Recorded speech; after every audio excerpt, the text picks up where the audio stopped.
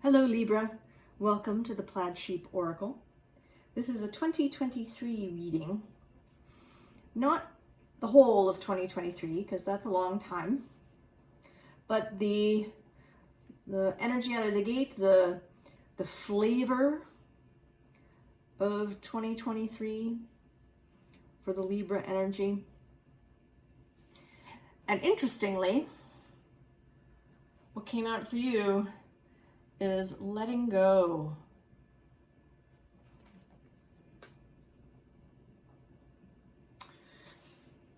Now the card out of at the top, or the underlying card, is you've got love, and it came out in reverse, which doesn't happen a lot. I don't read reversals generally. I shuffle my cards in ways that keep them all in the same direction. So when a card does come out reversed, there's a kind of special emphasis on it. And this is sort of your card. You got the love. Hadrian energy, codependency, boundaries, which is something that is, right, these are sort of Libra issues, and under that is this karmic relationships card.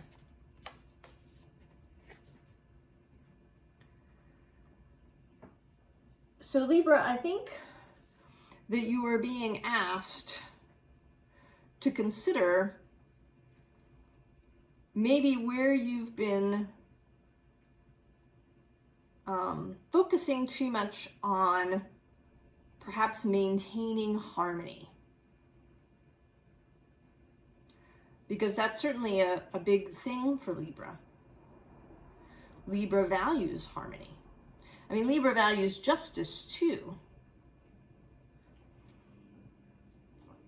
And sometimes, right, those two things may be incompatible. Also our own personal integrity, right? Not justice in a kind of legal way, but our own integrity can clash with a need for harmony. And that's where you can look to your opposite number, right? Your opposite sign, Aries.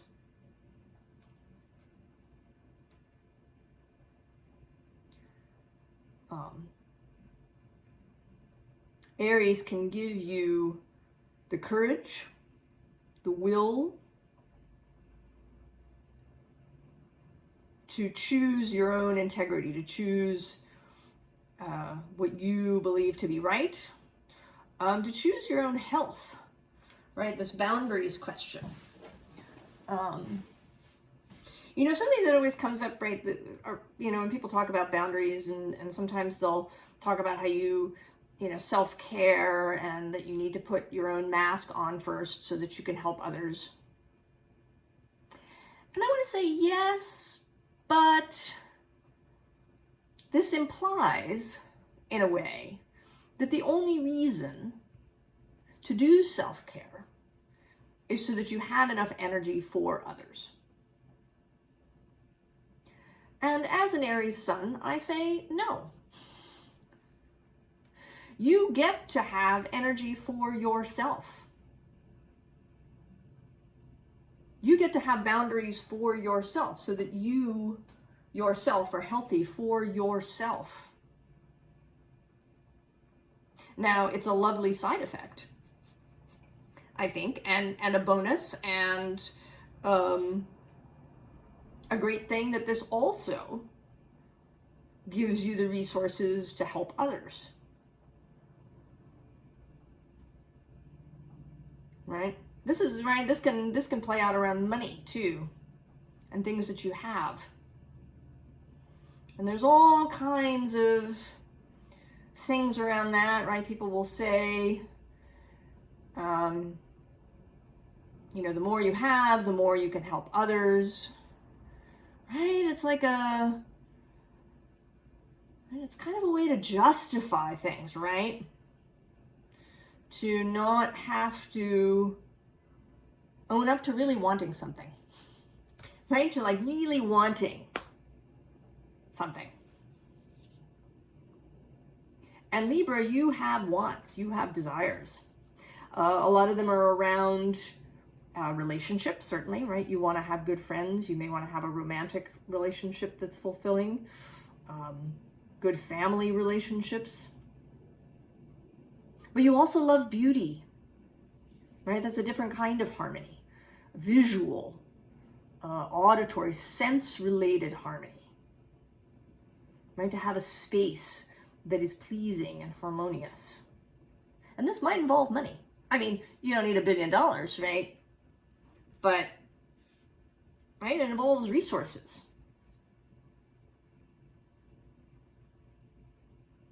And you can, right, you can say, I want this thing. Even if, right, that creates some sort of conflict or disharmony with others in your space. Right, so your first card out here is Forge. Don't follow. Right? That's Aries in a nutshell. Right? Aries will always go first.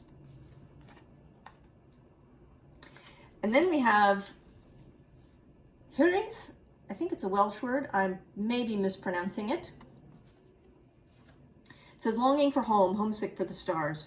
But really, I think for feeling, right, for feeling at home. Right, for feeling good in your body and your space and your life. And then this next card says, all paths lead home. Inner authority, intuition, turn your gaze within. So there, right, your intuition, your sovereignty, your integrity. To not compromise that, even though it may lead to disharmony. The next card is this Hanging Man. In this deck it says traitor, but mostly what I'm sort of drawn to here is that he seems, right, he's struggling against this position. And I think part of this letting go idea is that you should stop struggling. Under him, we have the Eight of Swords. And then we have this Temperance card, which in this deck comes up different ways for me. And this time, I feel as if you're trying to put the fire out. Right? The fire says appetite. Which can be certainly our wants, our desires, but also just, you know, maybe our opinions, our beliefs, how we think things should be done, what we want for ourselves, you know, as a life. Maybe you've been trying to, right, to put that out because it seems, you know, inharmonious, or maybe you feel like it, you know, it's not friendly, right? Community friendly. Maybe it'll upset people in your sphere.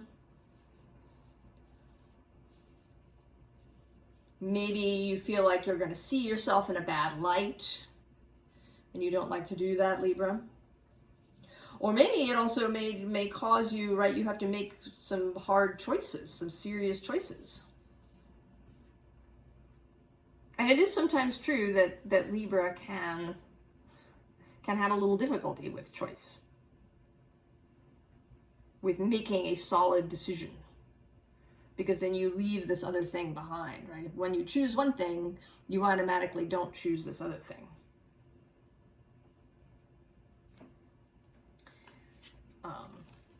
But you're being asked kind of to go into the flames. The card that comes after this one, the Ten of Wands, has the crow as the phoenix rising out of the flames. Now, astrologically, Libra, you've had Pluto squaring your sign since 2008. All of the cardinal signs have been having this square, opposition, conjunction, transit from Pluto since 2008. He's going to leave your sign, but not fully until the end of 2024. So there are these, right, these last moments, right, of Pluto's time in there. And then he's going to move into Aquarius, where he trines your sign. And then that energy will be more accessible instead of being a challenge to you. That transformational energy will really flow. And I think you're being asked to really step into that.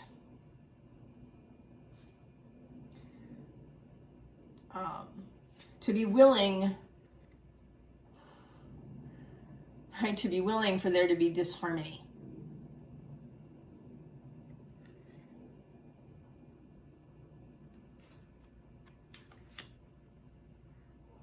The other help you're going to get on this front, Libra, is Jupiter in Aries across the way. He's going to meet up with Chiron and Vesta as he crosses. There is enormous energy for dedication to a personal path. A personal path of healing that then radiates outward into everything else. I know there's been sort of criticism in the spiritual sphere, right, that we got too sort of self-centered, too focused on personal development. And it is true, right? You can get lost, right? You can kind of spiral inward so much that you lose touch with things outside of you. You can get, lost forever healing this thing and then the next thing and the next thing and the next thing. But I believe that it's true that you cannot create change and healing in a community if you don't do it individually first. You have to be good in yourself. You don't have to be perfect. You don't have to be, an ascended master or an enlightened being. But you do have to build awareness. You have to build emotional maturity. You have to build resilience.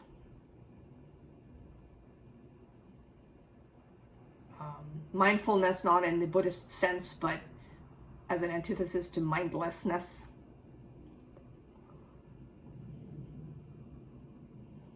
You have to build a willingness, right, to engage in conflict when it becomes necessary. To work on your nervous system, on your body, so that you can engage, mature, in a mature way when something is triggering to you. All of these things are necessary if we're going to be able to build, right, a mature society. And this Knight comes next. And I feel like he's saying that, right, even rain fills your cup. Right, the cup is coming up, this personal grail, this heart-centered way of being. Both minding your own personal cup, keeping it filled, as well as accepting the cup from spirit, right? From your wider self. And then that leads into this Sun card, right? This is the Hieros Gamos, the Holy Union.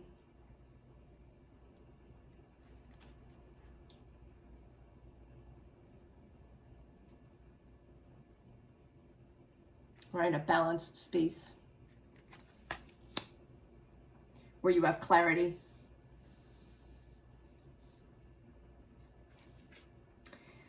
And the next underlying is this once in a lifetime. And I feel like more than that, we're talking about this sort of this lining up of things. And both, right, both that you can receive assistance from universal energies, right? The movement of the planets, right? This doesn't make things happen.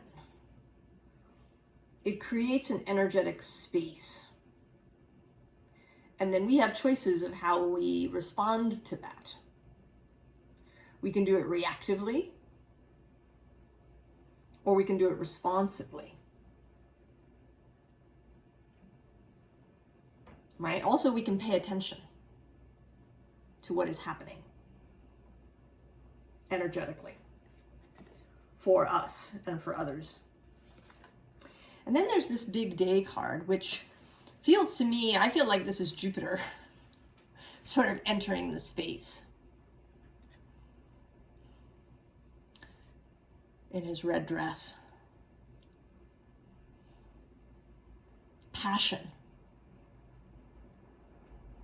self-governance, heart, courage, all available so that you can possibly walk away from something, right? Taking your sword, your new idea,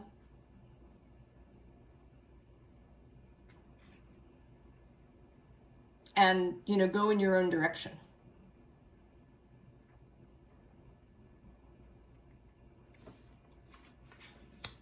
Right? That doesn't mean, right, that you have to give up on relationships or give up on this lovely, warm Six of Cups experience. It just means that you do it with people that mesh with you. Right? You don't have to have this relationship with everybody that you meet. You don't have to make friends with everybody that you meet. There may be people that you just don't get along with for any number of reasons, some of them energetic. And that's okay. You don't have to get along with everybody. The important relationships to maintain are the ones that are genuinely close, genuinely supportive in both directions, genuinely warm, genuinely intimate. And so here you are showing up, Queen of Swords, discerning, right? Being able to know what is for you and what is not, standing in your integrity,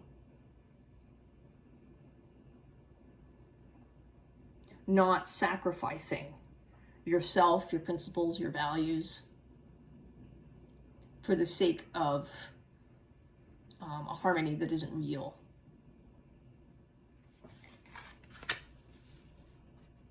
And then, right, we have the Eight of Cups, right? Again, a walking away card. So I don't know if there's some of you who are coming to this that do need to walk away from something. A relationship, a group. I don't feel like it's a job, actually.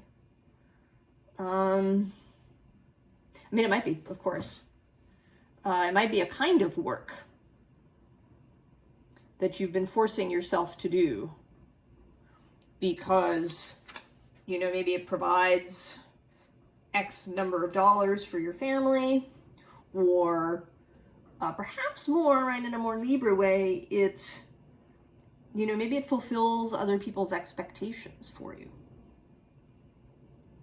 Right, and this could be that you became a lawyer or a doctor, or it could also mean that you became, that you're trying to be an artist or, a musician or something on the other side, right? We don't always, it isn't always these kind of buttoned down jobs that are where we force ourselves to be.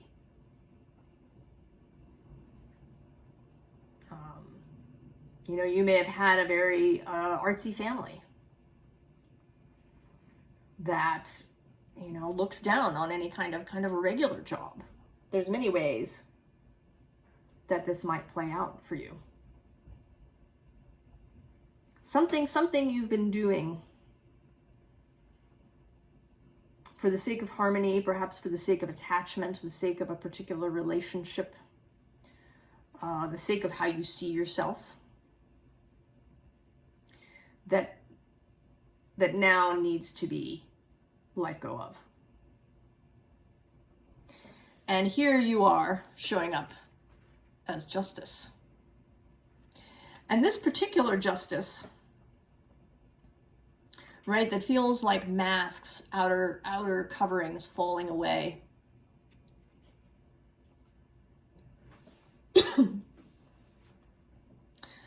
The falling away of anything that has been a mask or a cover.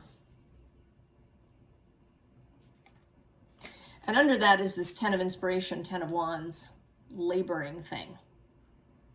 So really, I do think you have been laboring, Libra, to maintain appearances, maintain harmony, maintain a lack of conflict.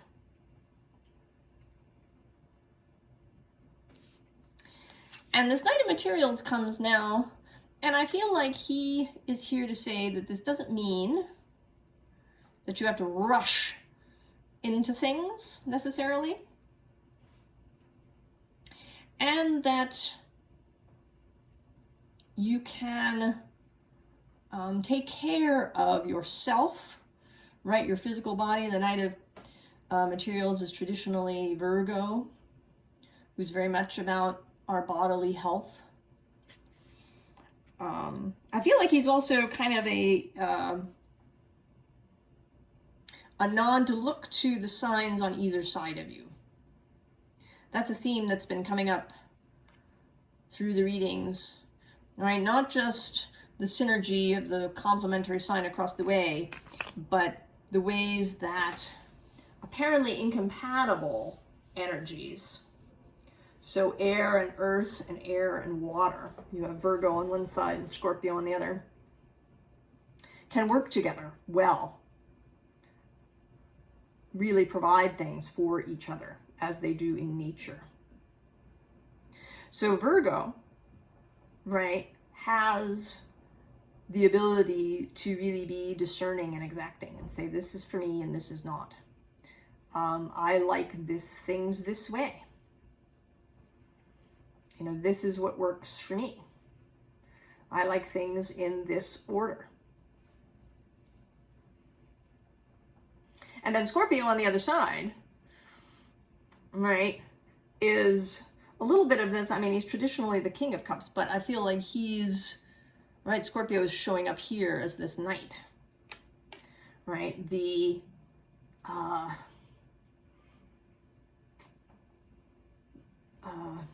advantages, right, of engaging in self-inquiry, in communication with others that is uncomfortable, that delves into places, right, that says things. You know, I was reminded recently, my friend was saying that, you know, some family members of her ended up having to expand a whole vacation because they weren't able to say to someone, no, you know, we've only invited you, we're not inviting these other people. This is just for us. But they couldn't say it, right? And it would have been totally okay, right? Because they were paying for everything. Right? It was totally their decision who they invited on their trip, but they couldn't, right? They couldn't engage in that conflict, in that possibility that somebody would say, oh, I don't think that's right. You know, both Virgo and Scorpio would totally say, you know, right? Virgo would say, this is how I want it. And Scorpio would say, well, let's talk about it. Right? Why is this a problem for you? What does this bring up? right? What can we dig up around our family dynamic? So engaging in these earthy and watery things can be really, really good for you, Libra. Because you are so good at relationship. You are so good at seeing, you know, what other people need and want. You just have to approach that with discernment. So the advice is a little bit of a kind of a repeat of what we had here. We start with this Tower. And this is, I mean, it's Mars traditionally, but right, Scorpio kind of energy. The willingness to let something go, right? For something to perhaps fall apart, be ended, and maybe even a little dramatically. I mean, under that is this Three of Pentacles, which is collaboration. But collaboration between people who work well together, who are able to engage in constructive conflict, right? In you know, a free exchange of ideas, so that they, you know, they move forward well.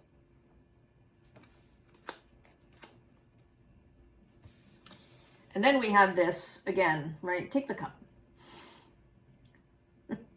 Take the cup when it's offered by Spirit. Take the assistance, either from Spirit or from people in your life, right, who are prepared to be there for you and help you and support you if this causes, right, emotional distress for you.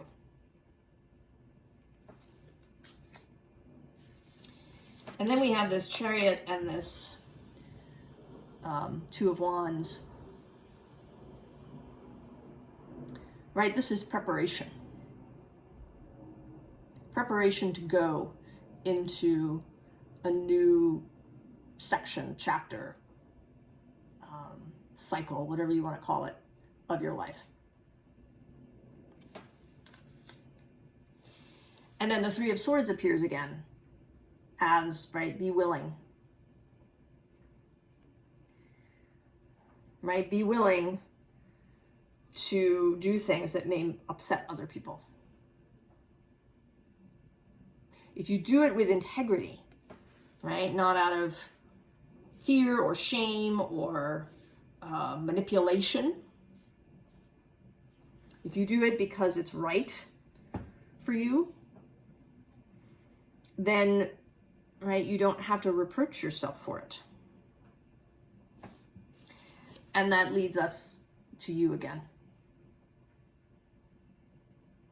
in yourself. Fully, all of Libra. I've been talking about how our society works has kind of, I think, distorted the signs. Right? It's really been extra supportive of certain aspects of each sign and pushed other aspects aside. Right? So we like Libra for being friendly and you know, a good people person, and you know, interested in justice and you know, people who are less fortunate and all of these kinds of things. We like Libra for that. But this Queen of Swords, right, she is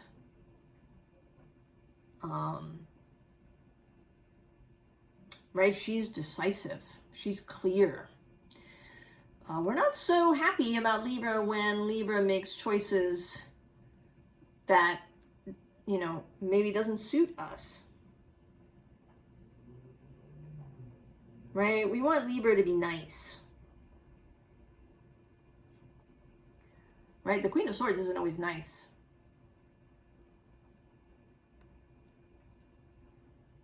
Right? You know, justice isn't always clear. It can be messy. It can have unintended consequences that we have to, integrate and deal with. And we've kind of pushed those aspects of Libra aside, that clear, decisive sword.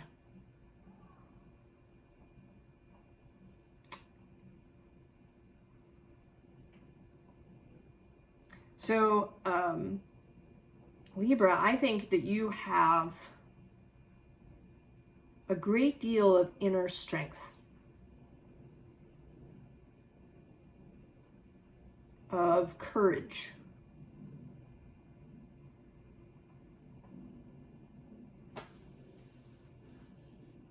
Yeah.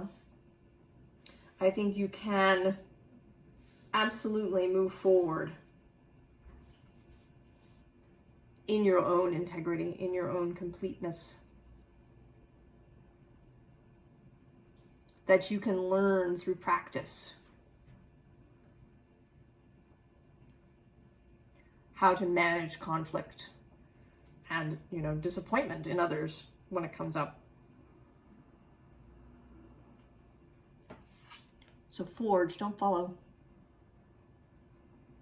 Use Aries across the way, and Virgo and Scorpio on either side.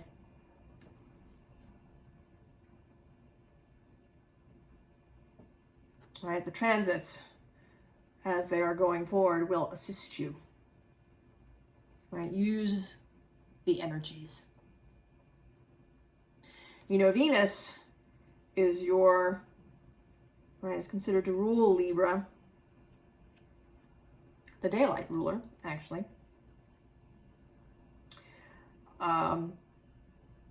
Venus is morning star. She is in her evening star phase now. So that's another thing to channel, is Venus, right, in that evening aspect, in the underworld aspect.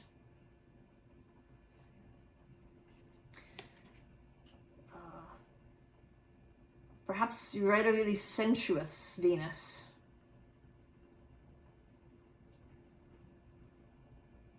Really explore, right, that whole Venus energy that is available to you.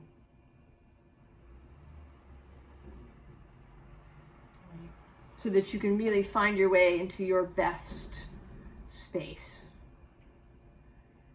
where you feel really good and you really enjoy, right, all your Libra-ness, your relationship skills, your joy of communion and intimacy, and to do it without fear or self-restriction or, self-suppression. I wish you all the very best, Libra. I think that this is an exciting time for you.